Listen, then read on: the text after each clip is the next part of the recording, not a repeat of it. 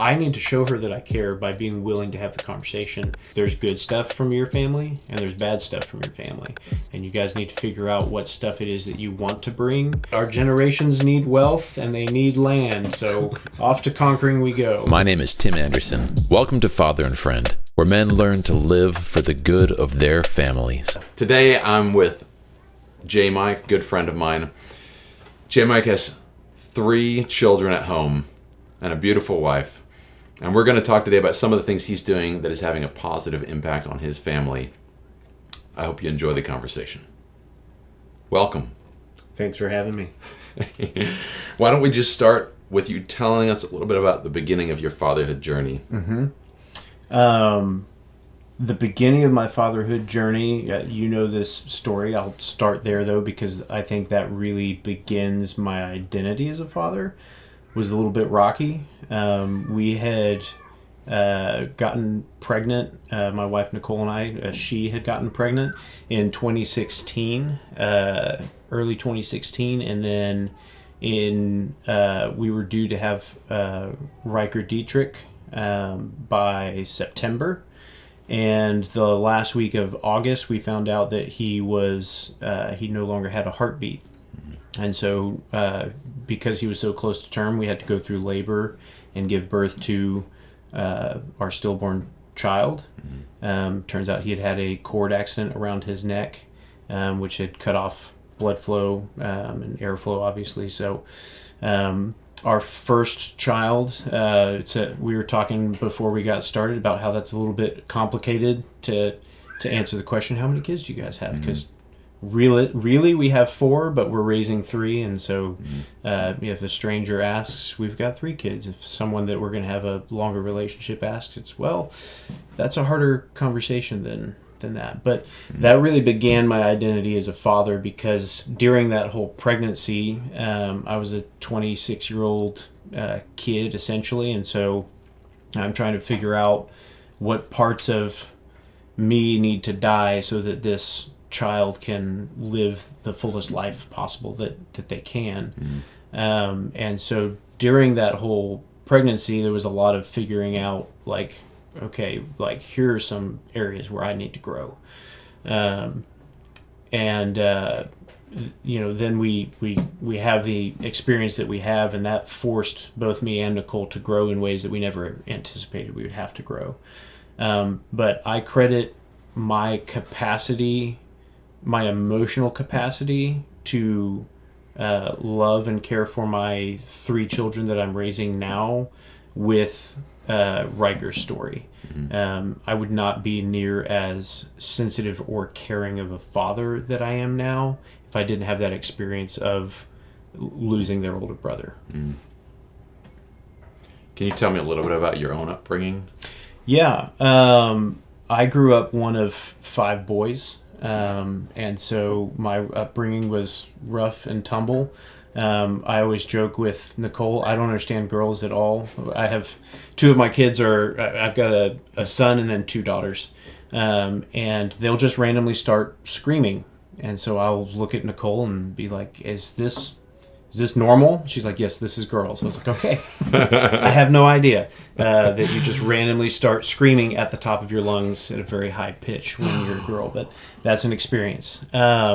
So grew up with 4 brothers, very rough and tumble household. We'd wrestle all the time. By the way, my boys scream very high-pitched at the top of their lungs quite often. I wonder where they learned that, because we didn't in my household growing up. My mom was a stay-at-home mom. She homeschooled all of us at some point. At some point, we all eventually went to school, but all of us at some point in our childhood were homeschooled by my mom. And then my dad... you went to public school later. I went to private school later. Both my older brothers went to private school or public school later. And then both of my younger brothers went to private school or public school later. It all just kind of depended on what my parents could afford, what was convenient, and what we kind of wanted to do. What was your dad like? My dad my dad was always the hardest working person I knew. And that's something I've always said in adulthood is I might not be smarter, stronger, faster than anyone else, but I can dang sure work harder than anyone else just because I saw that modeled. When I was really young, he worked 2 to 3 jobs just to make ends meet. We grew up fairly poor, lower middle class at best until I was probably maybe 9 or 10 years old.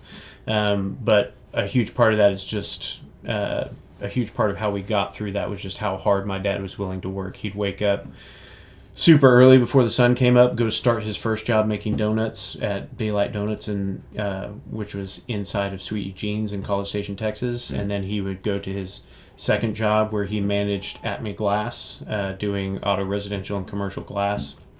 Eventually, he wound up finding someone who wanted to invest in him and opened up his own glass company, and that's what he's been doing for probably the last 20 years. About 21, 22 years he's been doing that. He was always stressed, I could tell. There'd be times when Dad would come home and we were all excited and happy to see him. There'd be times when Dad would come home and we were like, Dad's home. Like, be quiet. Be quiet. Don't get in his way. Make sure your stuff's cleaned up. And as a kid, you don't really understand that. As an adult, You don't understand the stresses. You don't don't understand why sometimes when Dad comes in, we're quiet and we get out of his way, and we don't ruffle feathers or anything. I've realized in adulthood, one, just the stress of being the sole provider for a family, and working as hard as he did and barely being able to provide, like that's a lot of stress. Two, before I've never talked with my dad about this, but I feel confident that this is probably a part of his story. Before he was married and had children, he always had money. He managed a restaurant. That's actually where my mom and dad met. My mom was hostess at the restaurant that my dad ran. And if he went out with his friends, he was buying drinks, he was buying dinner, he had money to spend. And then he got married and the responsibility of taking care of another person. And then they had my oldest brother pretty quickly after they got married. I think it was maybe just about a year after they got married. The stress of raising a child, that money doesn't go quite as far as it does for a bachelor. And I think he didn't realize that until he wasn't a bachelor. And then it's like, wow, I make more money now than I did when I was a bachelor, and I can't afford anything. But I'm poorer than I was then. I'm poorer than I was then, which I've had that realization many times. It's like, hun, we make more money than we've ever made, and we can't afford anything. Credit the economy, credit your budget, whatever it is. That happens. That's part of it. Yeah, I did the math once on my kids and eating, because I'm every month I'm like, I can't believe we spent so much on food. Spent a mortgage on your grocery bill. Oh yeah, easily. And I did the math once, and if I put it at like $3 a day, 3 times 8 of us times 3. So what is that? 24 times. So it's like $60-$70 a day. Times 30. Yeah, times a month. So you suddenly got to $2,000 really, really fast. Yeah. So, and sometimes I think it's sometimes less than that. Maybe it's maybe you can get away with some meals that are $1 or $2 a person. Sometimes leftovers happen. That's right. But just the fact that the way the multiplication works, the way the math works on it, always blows my mind. Compounding interest works both ways. Yeah. Yeah, it does. So, sorry, I just want to make sure this is still working well. Cool. So, yes, I've been blown away by that and the cost of things once you get a family. So, yep. What did you learn from your dad that you felt like was good? Probably the thing that sticks out the most is don't quit. I remember I was probably 11 or 12 years old. I made the all-star team in baseball.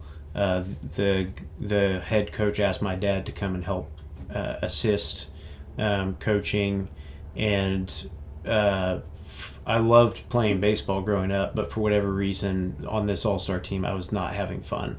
I didn't like the position that I was put in. I think the team was fine. I didn't know some of the guys, but over the course of a few weeks, when you're 12, now they're your friends. But I remember having a conversation with my dad, like, Dad, I want to quit. Like, we hadn't even played a game yet. I was like, I don't want to do this anymore. I don't want to be on the all-star team. He was like, you're not going to quit. Maybe good luck with that. Yeah, he's like, we're going. Yeah, you're not going to quit. You committed to be on this team, and you're going to finish being on this team. Maybe we lose the first game, and all you got to do is play one game. We didn't. I think we went 3 or 4 games deep into the All-Star tournament, but he wouldn't let me quit. He was like, no, you made a commitment. You're going to honor that commitment. That's something that I've carried into adulthood. The job I'm at now, I've been here almost 6 years now, but when I took the job, I didn't make this commitment to the company. I made this commitment to myself, but I'd made the commitment to the company that, yeah, I'll work here. But I made a commitment to myself. It's like, I'm a millennial, and millennials have a bad rap of they stay in a job for 2 to 3 years and then they split and they go to another job. There are reasons for that. But what I made a commitment to is I don't want to be seen as just another millennial employee. I'm going to commit to 5 years at this company, and I'm going to work for this company for 5 years. And I met that commitment. And year 4 and 5 were not fun years to work at the company. We've been going through, my company got bought out by another company, and we've been going through those growing pains, and the culture of the company is not what it was when I came on. And it's not that it's bad now, it's different. But your perspective coming into a situation when it's like, here's my culture, and now all of a sudden the culture's changed. Doesn't matter if it's good or bad when it changes, it's different. And so now your perspective is it's bad because it's not what it was. Yeah, and for those who are listening, you work in residential new construction. Correct. Yep, I'm in residential construction. My job title would be a home builder. And it's a great company, still a great company, but I had to work through that personal challenge of just, this is different. It's a different company now. It's not the company that, I signed up with, but I had made that commitment of, I'm going to work here for 5 years. And at points when it was challenging and I wanted to go send applications to other home builders and go start over somewhere, I thought back to that all-star team and, my dad saying, no, you made a commitment and you're going to honor that commitment. I think that's, there's lots of lessons we learn from our fathers, but to me, I think that's the most probably, the most tangible one, the one that I can touch the quickest. Yeah, making your yes a yes. Yeah, exactly. Yeah, that's really good. Yeah. Is there anything that you've thought to yourself, I want this to be different in my family than it was in my family growing up? For sure. Nicole and I were fortunate that we had really good premarital counseling, and the pastor and his wife that did our premarital counseling, they talked a lot about that. Of you guys are coming together and conversation on culture again. Like, you guys are going to create your own family culture, and you're both going to bring things from your previous family into this family culture, and there's good stuff from your family and there's bad stuff from your family, and you guys need to figure out what stuff it is that you want to bring, and what stuff you absolutely don't want to bring, so that you don't accidentally bring those negative things in.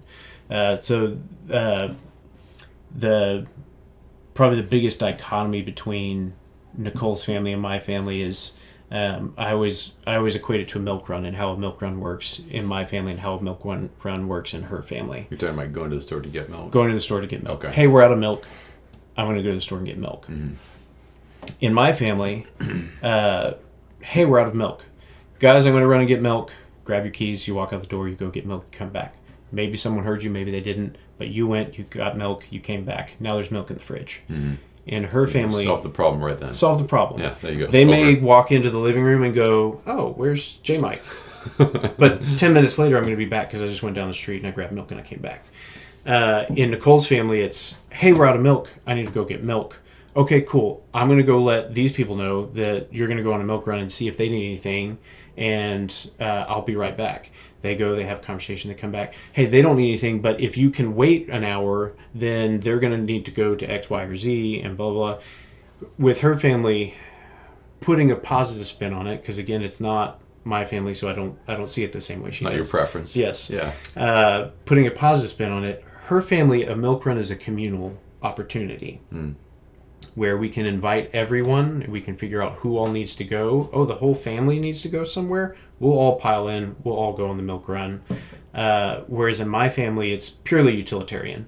We're out of milk. We need milk. I got milk. There's milk. And that's very much how our two families function.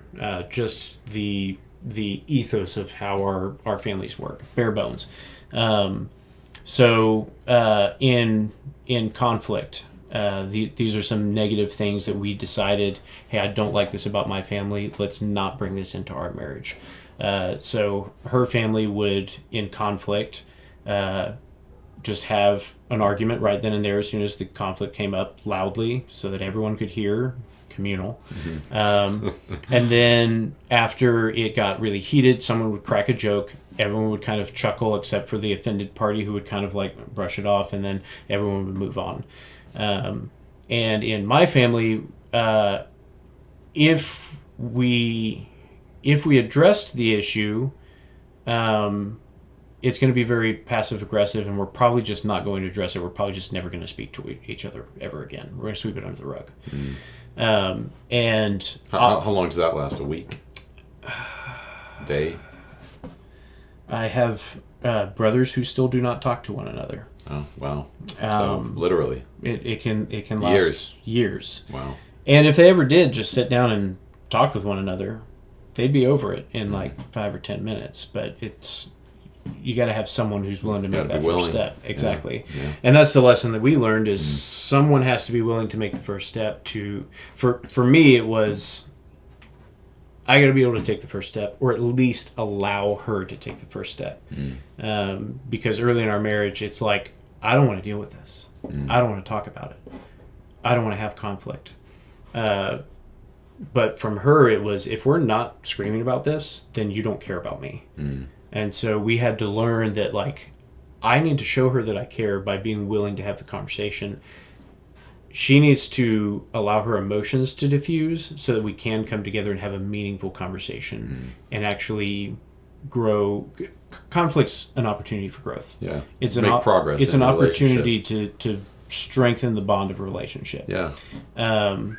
And if you can learn how to manage conflict well in any given relationship, then conflict is actually a great opportunity. And so now, we're almost 12 years into our marriage now. Now, when conflict comes up, we're frustrated because emotions exist and emotions come like that. And but you process that emotion and you say, no, that feeling, while it may or may not be valid, but I can't let that color my perspective of this other person because I love and care about this person. So do you feel like that approach to conflict resolution, that was practiced in your family growing up across the board, like dad to children, children to children, and the idea that we have an argument and then we just kind of get over it and we move on without really resolving it? That's pretty much how conflict was resolved, pretty much in all the relationships. And I heard my mom and dad fight maybe twice.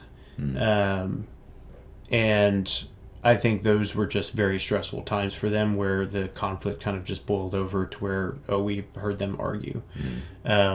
So conflict was very much modeled, in this relationship and this relationship. So parent to children, children to one another, children to parent, all the relationships, it was pretty much like, sweep it under the rug.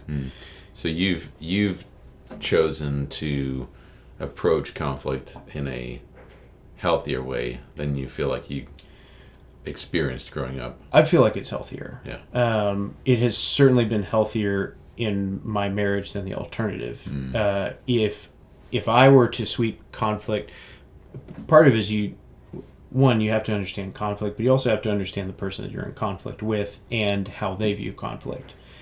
If I swept every conflict that came up in my marriage under the rug, Nicole would suffer. Like it would be like poison to her because she's never going to let go of these things because they've never been addressed. Whereas for me, like, it's also knowing like there are some conflicts where it's like, we don't need to talk about this. This is small. This doesn't matter. But both parties have to recognize that. So it's like, it's the end of a stressful day. The kids have been screaming all day. Nicole's been home with them. They haven't been listening. And I had a terrible day at work, and we get home and we're trying to figure out dinner and we're being short with one another.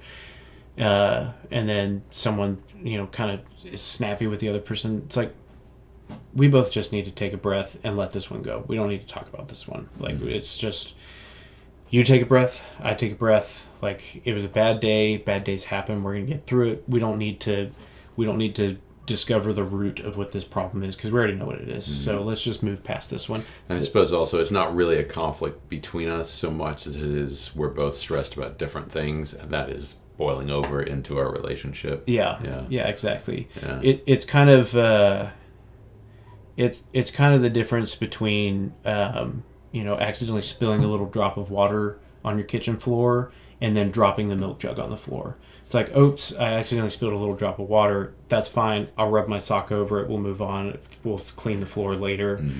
Oh, I dropped an entire jug of milk. We need to stop and address that. I'll get the mop. You get the paper towels. Let's get together and let's start working. It needs direct attention. Yes, it needs direct attention. It's a much bigger mess.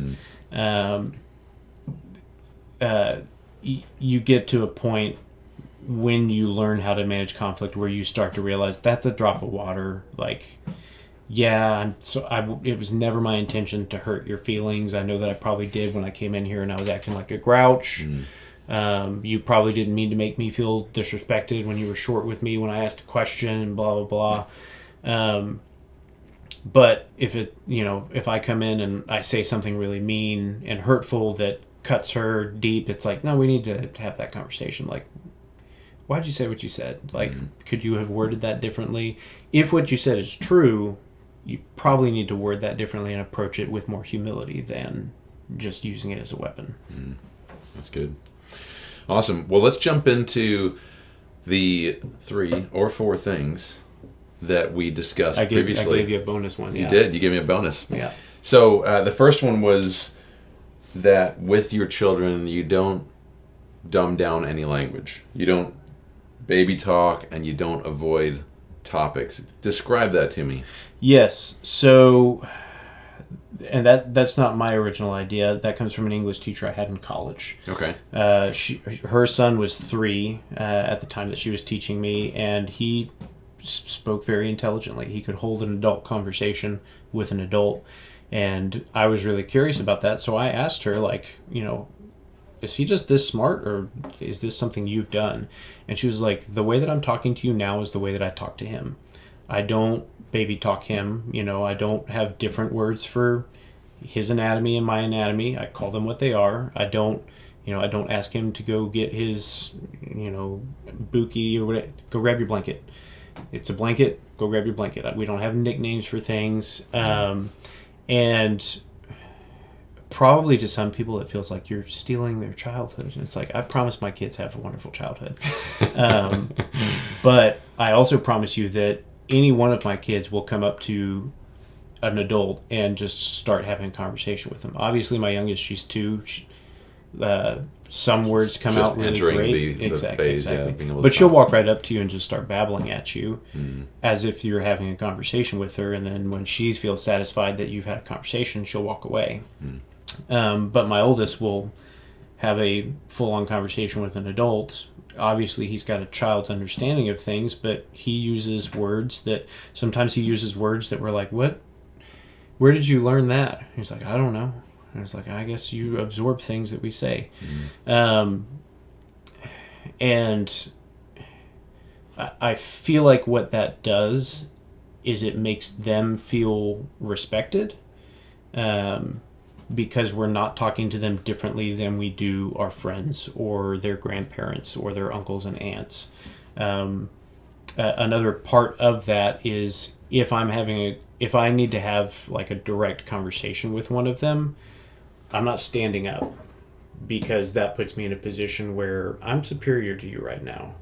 Obviously, there are times when it's like I'm trying to correct them for being disobedient or defiant or something, and I'm angry, so I'm going to stay standing. And But if I have to, it's like if I've got my oldest Sawyer, it's like if I've got to spank him because he did something that's just utterly defiant, and it's like you need to understand there's bad consequences with bad decisions. I'm going to go spank him, but then I'm going to get down on my knees and look him in the eyes and explain to him, like, this is what you did. This is why it's wrong. This is what it did to the relationship with the person that you wronged, and you need to go and ask for their forgiveness over this. And that may seem like a lot to explain to a 7-year-old, but most of the time he understands, like, yeah, I hurt that relationship and I need to go make it right. So that's kind of what I mean by not dumbing down. We don't use different words for things. We use the words of what they are. The most obvious example of that is like human anatomy. He knows that he has a penis, and not some other strange name for it. We had some guests come over to our house not too long ago, and for some reason I don't know if they talk about it. I think it's literally just observation. Yep. But they would, and they take showers together at times because they're still young. Yeah. And we sat at the table, and Abraham, who's 2, said, "I have a big penis." And we're like, awesome. And then he was like, Cool. "I have a bigger penis than you." And we're like, okay, thank you. Yes, great observation. Yeah. Gender is a construct, man. I think he probably came by that one naturally. It's amazing that even at that age, men are already doing the same things. We're simple creatures. We're not hard to figure out, that's for sure. But I'd much rather him say that than use some other strange term for it. Yeah. That is probably sounds even more immature and vulgar. Yeah. Well, at least in that scenario, he's literally just saying something that's on his mind. Yeah. And he doesn't know there's some social etiquette to when you would say those things. For sure. Well, and he said it with total confidence, too. Oh, super confident. I think that's another thing, that just talking to your kid like a person, because that's what they are. They're a person. I think sometimes we forget our children are they're people. But talking to them like that, it gives them confidence where they will be bold. And for me and Nicole, it's not something that keeps us up at night, but it's something that people are cognizant of nowadays. Like, wicked people exist, and they will do wicked things to innocent people. And so for us, it's kind of a safety thing in our family too, where if my kid feels confident and he knows the names of things and the terms of things, he's not going to be manipulated into doing something he doesn't want to do or she doesn't want to do. And they're also probably more likely to be able to communicate to us that something happened that they're not comfortable with, and then we can take whatever action we need to. That's great. I love that. So you also said you don't avoid topics. Yes. So talk about that a little bit. We don't avoid topics. Were you talking about the words, the anatomy, or? Pretty much in most things. There are obviously some topics where it's like, this is a little bit of a challenge for someone of your age to understand. It's like Sawyer. He knows he's not the oldest brother. He knows that Riker exists and that he's no longer here. He knows what death is. Funny story, I was at a PGA tournament and took Sawyer along with me, and we were watching all the pros hit at the driving range. There's a little barrier there, so I'm standing at the barrier, and he's kind of playing right behind me. And there was another couple there. They had 2 kids, older brother, younger brother, and he just looked right at the parents and said, "My older brother died." And I was like, really glad for the boldness wrong time. I think he was like 3 or 4 years old at the time, but he understood what the concept of death was, and it's because we did, like, death wasn't off the table. We would talk about that from a very young age. We would talk to him about Riker. You've got an older brother, Riker. He's no longer with us. He's in heaven with Jesus. That kind of thing. Colorful language. That's a conversation I'm having with him right now, because he said that can I it's not a bad one, but can I say the word? He said the word damn at church in front of our group's pastor. Good parenting, J. Mike. In context. Oh, did he? In context. Oh, nice. I was like, oh no. So I had to have the conversation. Where'd you hear that word? Oh, I don't know. Like, I think he probably heard it from my dad. My dad. From you. I heard it from you. You said it. So I had to have a conversation with him about, okay, here's what that word is, and here's what it means, and here's why it's not appropriate for you to say.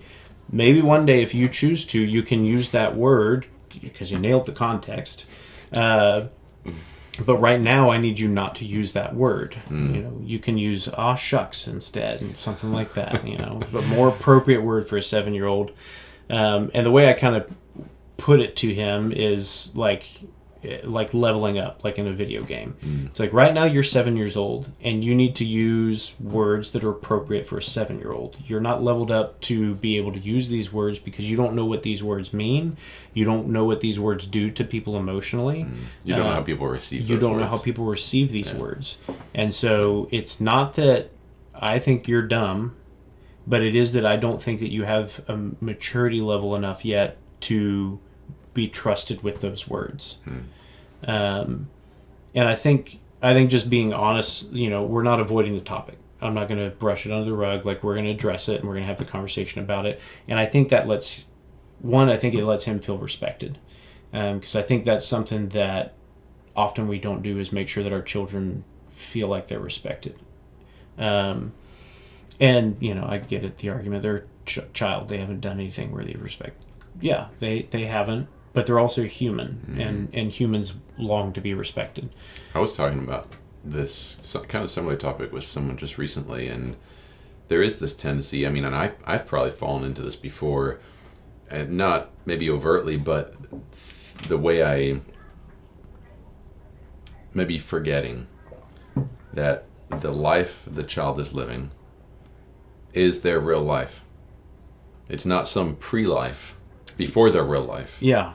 When their toy breaks, that is the equivalent of my car breaking. Yeah. Or someone smashing my guitar on the floor, or someone pushing my computer off my desk. Yeah. Joe Rogan says all the time, the hardest thing you've ever gone through is the hardest thing you've ever gone through. And that's right. Yeah. For a 5-year-old, my toy broke. Yeah. Or my brother pushing me over. Pushed me over. Yeah. Someone said something mean. That's probably the hardest thing they've ever gone through. Yeah. Think about how angry adults get at each other when someone pushes them. So it's not that surprising that when two little kids push each other over, they do the same thing. They get offended. If we imagine what that feels like for someone to take advantage of us, and we feel that sense of like that welling up of anger, over the injustice. Yeah, I'm going to push you back. Yeah. Or worse. Yeah, I gotta one up you. Yeah. So yeah, there's something really healthy about seeing your children as a full human. Yeah, I think so. I think it's something that's easy to forget. With less experience, but yes. A full human, well, nonetheless. There's an innocence there that makes them seem different. It's like if you meet a very innocent adult. Well, we wouldn't call them innocent. We would call them naive because they're different. And so we have to have a term to distinguish that they're different. That guy's kind of naive. He's probably just really innocent and lived a very protected life from bad things happening to him. So he doesn't understand some things that you understand because you had a harder life than he did. Children are innocent. Unfortunately, some kids have a much harder life, and I've talked to some kids that have had some pretty rough lives, and it's like talking to an adult because that innocence is it's been lost a little bit. It's been lost a little bit. Fortunately, right now, my kids are still fairly innocent, and I hope that they remain so. I don't want them to be naive, but I don't want them to have their innocence stolen from them either. What I pray for them, Jordan Peterson talks about the loss of innocence like this. He says that everyone has innocence or naivety, and the loss of innocence leads into cynicism. The problem is a lot of people get stuck in cynicism because they don't have the tools to get through it. But where wisdom begins is when innocence is lost and cynicism is worked through. That's when you become wise. You can't become wise without becoming cynical first. So my prayer for my children is that one day you do lose your innocence, but it's on your terms. And you have the necessary tools. That's kind of my goal in fatherhood, is I want... Nicole and I always said before we started a family, we always said, I rephrase this now, but at the time we'd say it's guaranteed one thing: our kids are going to turn 18, they're going to move out of the house. I had many people correct me, and they're like, not always. So not always, sure. But our hope is our kids turn 18, and they have some level of independence. So that's how we've kind of rephrased it. And our goal as parents is not to raise a doctor, not to raise a lawyer, not to raise the world's most successful entrepreneur or anything. Our goal as parents is we want our children to grow up knowing that Jesus loves them, and our hope and prayer is that they know and love Jesus, and that they are competent adults who can take care of themselves and others. And if both of those things are accomplished, then we've succeeded as parents. A part of becoming a competent adult that can care for themselves and others is that loss of innocence. But they have to have the tools to get through that cynicism into wisdom. That's good. You mentioned prayers, and the second item on your list is that you pray the same prayers morning and evening with your children. Can you describe what that looks like and how you started that and how you go about doing it now? Yes, I can for sure tell you the evening one because I'm in charge of saying the evening one. My oldest child, Sawyer, is actually in charge of leading the morning one, so I'll do my best to remember it. But I'm usually repeating him, so he's got it down. How did you start doing this, first of all? When I was in college, a mentor of mine gave me a book of Puritan prayers. I can't remember the name of it, but it's basically a Puritan prayer book. And I haven't cracked open that book in a long time, but what I would do in college and in young adulthood as well, some of them were topical, some of them were just general, but if there was a thing that I was struggling with and I didn't know how to pray about it, I would just turn to that and I would memorize that prayer and I would pray that prayer. There's a tendency for Protestants to think, or modern Protestants, American Protestants to think that because a thing is written down, it's not a genuine prayer, and that's not true. You just read me a poem before we got started, and I didn't feel like that poem was insincere because it was written down in a book. So that kind of shaped my thinking on pre-written prayers. Another term that you can use for this is liturgy. We have a family liturgy. And so before my kids go to bed, and we've done this since Sawyer was a little baby, I pray the same prayer over all of them. It goes, Dear Heavenly Father, thank you for this day. Thank you for your son Jesus, for his death and his resurrection, and how that changes the way that we relate with you. I ask that Sawyer, Eloise, and Olivia would come to know you at young ages and choose to live by your truths. So that covers both your Arminius and your Calvinist. We got both covered. Lord, I ask that you would give them all good night's sleep. In Jesus' name, amen. So very simple prayer. It covers a few bases. Is one, like, we got through this day, and that's a gift from God.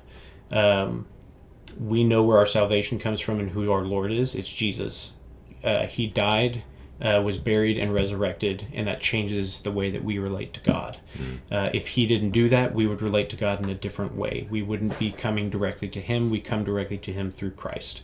And so I'm preaching the gospel to my children as I pray over them at night. And then our goal is for our children to know that Jesus loves them and for them to love Jesus by the time they're adults. And so I pray that at an early age they come to know you, because I do subscribe to Reformed theology, but I also think that there's human free will and we have a responsibility to make a decision. So that's why we're covering both Calvinist and Arminius, because I think that's better theology. Christ reveal yourself to my children, and then give them the wisdom and love of you to choose to follow you. And then you guys can all argue about how that all plays out on your own. And then I want them to sleep well, because if they sleep well, my wife's going to have an easier morning when I run off to work and they're not all cranky and arguing with one another.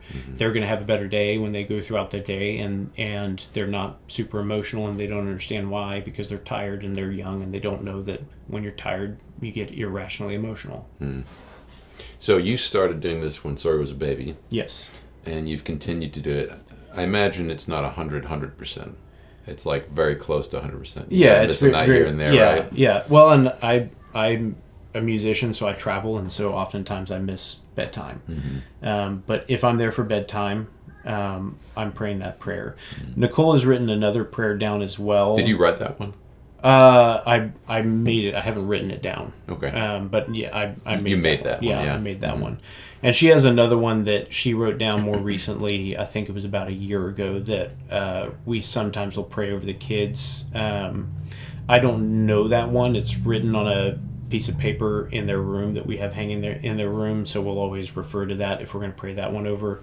But I like that one because we're praying over their entire body. It's I won't get this exactly right, but it's essentially like, Lord, bless their hands and we'll touch their hands, that they can take care of the poor. Lord, bless their heads that they could make wise decisions. It's basically like that. You kind of start from the head and work all the way down to their feet, and may you guide their feet to where you would have them go. So that's a cool prayer as well. We kind of started implementing that one over the last year. That's neat. Yeah. And then there's a morning one. The morning one, let me see if I can remember it. I'm going to kick myself if I can't, but again, I don't lead this one. Who leads this one? Usually Nicole. Nicole wrote this one. Sawyer leads it. He's so kind of bring Sawyer up here. We got to bring Sawyer over here. He's kind of taking the initiative. I won't remember it. I can't remember how it goes. It rhymes, and maybe I still have a little bit of cynicism in me, and I'm like, oh, this rhymes. This is you feel like it's less authentic because it rhymes. Yeah, I guess so. Yeah, yeah. Maybe deep down I do. On the surface, no, I wouldn't say that. But I have not committed that one to memory. But we've only been doing that one for about a year as well. But essentially, we're thanking the Lord for the day. Will you bless us as we work, study, and play? Because I'm working, Nicole's working. They're studying and playing, so it's covering all the activities that we have planned for the day. Be present with us in all that we do. Remind us that, if we don't feel like God's present, He's present. It's our problem, not His. And may we bring glory and honor to You. That's basically it. That's about probably 75% of it. Yeah. Missing some of the rhymes. Missing some of the rhymes. Yeah. Yeah. That's really great. That's fantastic. So Sawyer's 7. So you've been doing the evening prayer for 6-ish years, I would guess. Yeah, that's why it's locked in there. And then you've been doing the morning one for a year or so. Yep. That's really great. Now, do you get everybody together for that before bedtime, or do you just say it when they lay down? What's your routine? It's the last thing I do before I leave the room at bedtime. So Okay. I'll tell them all good night, and then I'll say the prayer after I've turned out the lights, and then I'll leave the room. Nicole will sing 2 songs to them, and then she'll leave the room. Unless my middle child says, "Dad, will you stay for the songs?" Then I'll be like, "Yeah, I'll stay for the songs." That's awesome. Yeah. Okay. After you've prayed, you ensure that you don't tell them they're smart. So tell me something about that. Yes. This is number 3. I believe this is another thing that I got from Jordan Peterson, I think it is. The wrestling thing is something that I got from Jordan Peterson. Which is number 4. Which is number 4, the bonus. We don't tell... It's not from Jordan Peterson. It's from Andrew Huberman, Okay. who's a brain scientist. Okay. Smart guy. But he referenced a study where individuals who are told they are smart will rely on their smartness to get them success. And I'm not wording this exactly how he did, but this is essentially what the study showed. People who are told that they worked hard will work hard for their success. And basically what the study showed is children who were told that they were smart became lazy because they thought, well, I'm smart, I don't have to work hard, and so I'll just figure it out and we'll go from there. My children are smart. My children are very intelligent. Sawyer is 7 years old. He's already read almost every Dogman book that Dave Pilkey has written. I think there's 3 of them that he hasn't read yet. My middle child is already reading. She's not reading books just yet, but she's 4 years old and she's already reading. My youngest will walk up and she'll go, "O for Olivia." And it's like, that's right, O for Olivia. E for Eloise, that's right. So they're very intelligent children.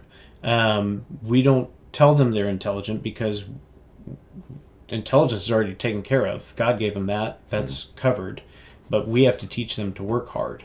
And if a neuroscientist is going to come to me and say that the way that the brain develops, if you tell them that they're smart, they're going to become lazy, I'm going to take that and I'm going to go, okay, cool. I'm going to tell them, hey, great job at that. You worked really hard. So when Sawyer, writes a letter and gets 98% of the spelling correct and his E's are all facing the right direction, I'm going to look at that and I'm go, great job, dude. You worked really hard at this. Well done. I'm not going to say, man, you're so smart, because I don't want them to rely on their intelligence. Their intelligence will take them where their intelligence takes them. But if they're willing to work hard, their intelligence is going to take them a lot further. Yeah, no, that's true. Yeah, intelligence without hard work doesn't take you far, but hard work without intelligence will generally sustain you much, much longer. Yes. Yeah, and much farther. Yeah. And obviously the two combined. Yeah. I just... But intelligence without work is almost meaningless. Yeah. If you... I'm certain that every 35-year-old guy living in his mom's basement isn't dumb. I'm sure some of them were really great in high school, had a lot of potential. They just were lazy and they weren't willing to. It's like anything, There's a difference between sitting down and making a whole plan, and then just going out and bootstrapping it and doing the thing. Steve Jobs, I'm certain, wrote many business plans, but I'm willing to bet when he was working there in the garage, he was just bootstrapping it. He was just like, I'm going to work really hard and I'm going to get this thing going. And then later he got to then implement all the business plans and everything. But I think sometimes, especially with aspiring entrepreneurs, and I can say this because I would love to own my own business one day, and I've done this, there's a tendency to be mystified by the planning and never actually stepping out of your door. Get to the doing. And get to the doing. Yeah. Yeah, that's what holds a lot of people back, is they feel like the plan's not ready yet. Yeah. And sometimes you just got to start. Step 1. Sometimes you got to go without a plan. Just do it. Yeah, it's Bilbo leaving the Shire. He didn't know what was going on. He just left. And then he wound up having the adventure of a lifetime. And I heard a presentation recently, and the person giving the presentation, I'm not sure if they got this from somebody, but you've heard the phrase "knowledge is power," and they clarified and said, "Knowledge isn't power. Applied knowledge is power." Same principle. Yes. That you can have knowledge, but if it's just sitting there, who cares? It doesn't make any difference. Yeah. You need to apply it to something. To your hands and your feet. And yeah. It would, making something, creating something. It would be like if a military just bought A bunch of weapons. 1,000 sniper rifles. Right. And then put them in strategic positions. But they never put a soldier behind that sniper rifle. Yeah. It's like, well, you got to have someone to use the knowledge. Mm-hmm. Yeah. No, that's great. Wrestling. This is the last one. So you wrestle. I hear this.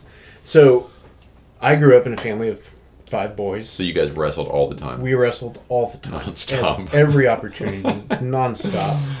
And it never ended until someone fell off the bed and scraped their back on the desk, or, got pinned between the bed and the wall, or landed on their head. And then it's like, okay, we're done now. We've gone too far. Yeah. We'll stop. But us, so me and Nicole wrestling with the kids, we're stealing that straight from Jordan Peterson. Mm-hmm. He talks about a part of a child's cognitive development. It's really important, especially for the father, to wrestle with the children, because it helps them understand social barriers. Mm-hmm. It's going to be much easier for me to push things too far and they have to scream uncle and stop the wrestling because I'm 3 times their size. Mm-hmm. And so they start to recognize, okay, if I call for help, he's going to stop. So then they're in a situation and someone, calls for help or says stop, they're going to be more inclined to do that because they recognize that pattern from the wrestling. Mm. It also creates connection. It's a very easy way to play with your children. Did you say that you and Nicole wrestle with them? Yeah, not at the same time. We'll do it at different Not like times. WWF tag team. Yeah, exactly. We're not jumping off the ropes and body slamming them. You're in Nicole. Yeah. It's more so just like, for me, it's just like I'm going to grab them and they can't escape, and then I'm going to tickle them, and they're going to, we're going to be rolling around on the bed, and then they escaped. Oh, they escaped. And that gives them, that rewards them, that gets them a dopamine hit, because they're like, oh, I escaped from Dad. And even though they don't realize, it's like, yeah, I let you escape. That's a dopamine hit for me. But it's a way that you can play with them. Apart from throwing the baseball and, giving us birthday spankings on our birthdays, my dad didn't really play with us. Mm. We'd play card games and stuff from time to time, but it's not like he got down on his hands and knees and played with toys with me. Just to clarify, when you said you got birthday spankings on your birthday, that was like funny. Yeah, it's like, okay. you turned 9, you get 9 and 1 to grow on. Yeah, that whole thing. We don't do that with our kids just because we never started that. Yeah. So our kids would be like, what? I do not want that on my what birthday. Are you doing? Yeah, they would be weird to them. We just never started it. But in my family growing up, we did birthday spankings just as kind of like a gag. Yeah. But I'm not like super comfortable getting down on my hands and knees and playing with Legos with Sawyer or playing with dolls with the girls. I will do it from time to time, especially if they ask me directly, hey, will you do X, Y, or Z? Mm-hmm. But I'm so happy when it's like, I gotta go help Mom with dinner because it's really uncomfortable for me. Mm-hmm. But if we can wrestle, like, that's a thing that I can bond with my children through that playfulness. Mm-hmm. Without it feeling kind of, because they can tell it's like, Dad's not enjoying this, and I don't want them to think like Dad's not enjoying playing with me. I want them to feel loved and cared for, and like I really enjoy them, and I do enjoy, like, when I am playing with them, it's like I enjoy watching you play, but I have a 34-year-old's imagination and not a 4-year-old's imagination. And so I'm gonna let you kind of run the show here. Whereas if we're wrestling, it's like it doesn't really take both of our imagination to do that. We're just playing together. You don't have to pretend he's an elephant. Exactly. Yeah, I don't have to pretend he's an elephant, and I don't have to talk in a girl voice because I have Ariel. Exactly. Oh, that's fantastic. That's really great. Well, I think we've talked about so many good things. We've talked about the not dumbing down language, praying morning and evening, telling your kids they've worked hard, and then physically engaging them with wrestling. I love that. So, any final things you would like to share? Nothing comes to mind. Cool. Well, Man. thanks so much for your time. I Thanks appreciate for it. having me here. Yeah, awesome. Fellow fathers and friends, so glad you could join us for this episode. To stay connected, visit our website at fatherandfriend.com. Sign up for our monthly newsletter, or follow us on Facebook, Instagram, and other social media sites. Be sure to like, follow, and share with fellow dads and families in your community. If you have a topic you'd like us to discuss, send us a message and let us know. Until our next episode, keep showing up, loving deeply, and making an impact for the good of your family. Thanks for listening, and we'll see you next time on Father and Friend.